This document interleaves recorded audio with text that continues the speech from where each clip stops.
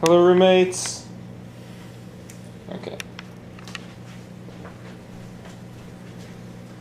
Hey, if you have a job, you are paying taxes on the money that you make. And I would like to take a look at where this money goes. My name is Ben Weber, and I am here to talk about prison, rearrest rates, and how it affects us. And firstly, I'd like to take a look at how much we actually pay for prison in corrections facilities. If you look at this, this is a graph showing how much state spending goes towards different things. The fifth largest portion of our budget goes to corrections facilities, and that is 5%. 5% of one state's budget is on average $48 billion. For the whole country of the USA, we spend about $2.5 trillion on prisons and correction facilities every year. With our economic status, this is something that we should be very interested in, because every bit of spending is important for us. And so, my speech will be on prisons and how they affect us now. And I would like to start by talking about the overpopulation in prisons and the huge growth in how many people have gone to prison recently. I'd also like to talk about the rearrest rates, and I'd also like to talk about how we can change these things to have a more effective system. And so, I'd like to go to my next visual, which is how many people do we actually have in prison? Over the past, we have, of course, had an increase in our population, but that is no excuse to have over 700% more people in prison than we did 30 years ago. Right now, we have the most people in prison than we ever have had before. So, we have the largest population in prisons as ever. And so, with this in mind, what is causing this? Well, we also have the highest rearrest rate and reentry rate into prison ever. Over 50% of people that get out of prison end up going back to prison.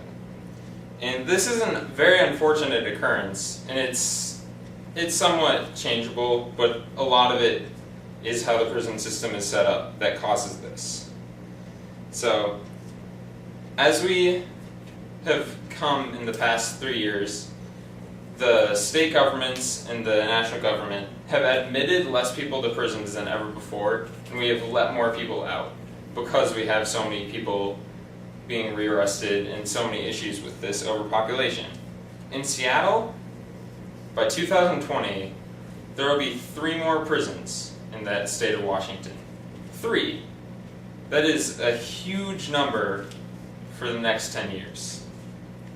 Now also, whether this is good or bad that we have so many prisons being built, one could say, well, okay, we're having more jobs and we're trying to re-socialize people. But overall, we need to change how many people get out of prison and stay out of prison. Prison is a form of re-socialization, and it is essentially an educational system where it teaches people to be better in society. So, for prison to be effective, we must give people the skills to be back in society. Currently, our recidivism rate, which is how many people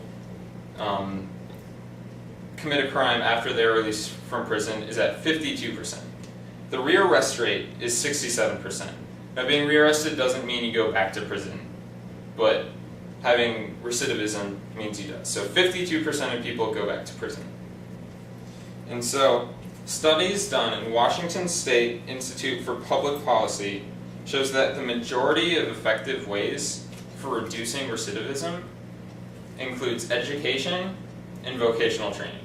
So, assuming this, we need to teach people how to do jobs and be better at them. We need to teach people the basics of learning, because 65% of prisoners have literacy skills and numeracy skills below the average 11-year-old.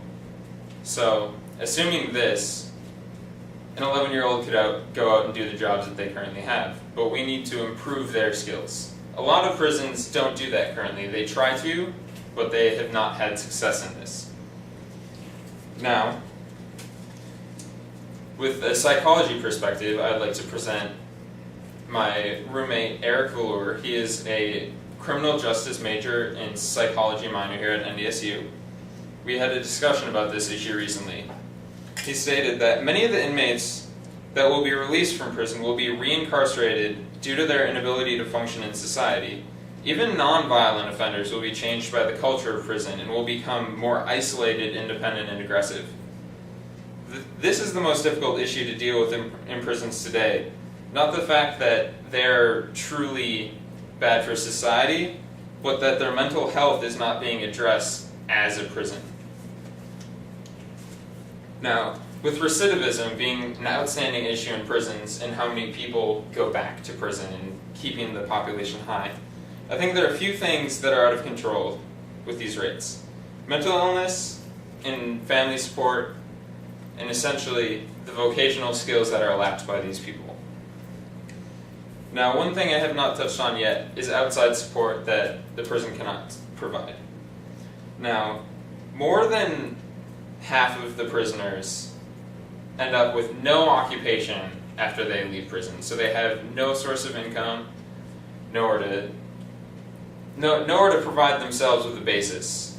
And then almost half of them, they have no home to go to. They have no family, they have no way to find where they're going to live the day that they leave. And this is a huge issue. And so this just adds to the recidivism, causes more crime, and that is truly the main issue that we need to get at. And so, with this in mind, I hope that you see where your tax dollars are going to, and I hope that you may understand more what is happening in this prison system. Many people have some sort of relation to a prison, whether you know someone that's been in prison, or you've spent way too many tax dollars on it. Everyone has their different reasons. But I hope what you bring away from this speech is that our society is trying to change the way prisons work and how much it affects us. So, I've talked about the cost of prison, the overpopulation of prison, the recidivism rates, and the rearrest rates of people who have been released from prison. And I hope that this gives you some sort of insight on how our population growth has been in prison in the past few years. Thank you.